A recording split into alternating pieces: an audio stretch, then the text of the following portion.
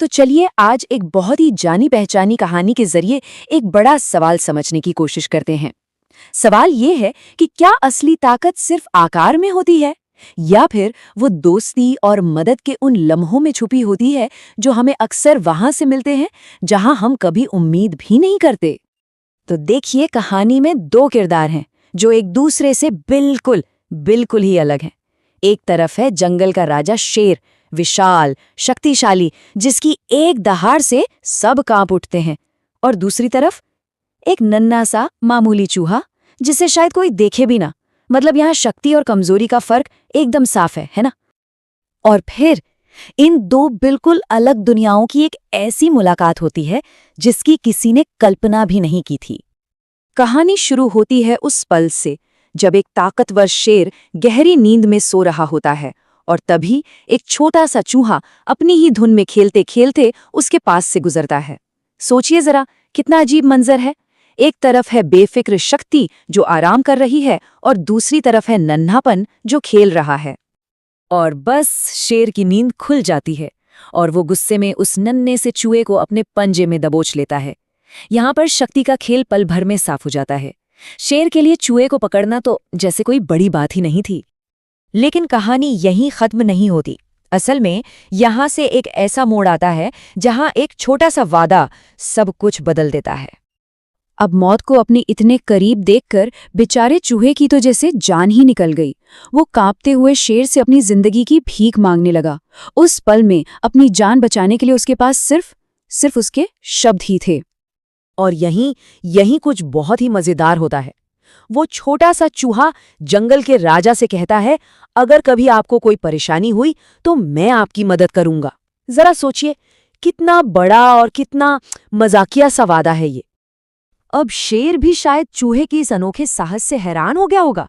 उसे हंसी भी आई होगी, लेकिन उसने दया दिखाई और चूहे को जाने दिया।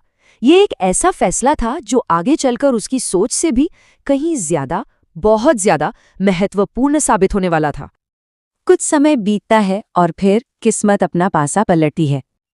वही शक्तिशाली शेर एक दिन शिकारी के बिछाए जाल में बुरी तरह फंस जाता है। अचानक जंगल का राजा लाचार हो जाता है। उसकी अपार ताकत, उसकी दहाड़, सब कुछ उस जाल के सामने बेकार हो जाती है। और अब वो पल आता है जब उस छोटे से मजाकिया से लगने वाले वादे की सबसे बड़ी परीक्षा होनी थी। और हाँ, उस छोटे से चूहे को अपना वादा बिल्कुल याद था। शेर की दहाड़ सुनते ही वो फौरन वहां पहुंचता है। फिर बिना एक पल सोचे वो अपने तेज दांतों से जाल की रस्सियों को कुतरना शुरू कर देता है और देखते ही देखते शेर आजाद हो जाता है ना कमाल की बात?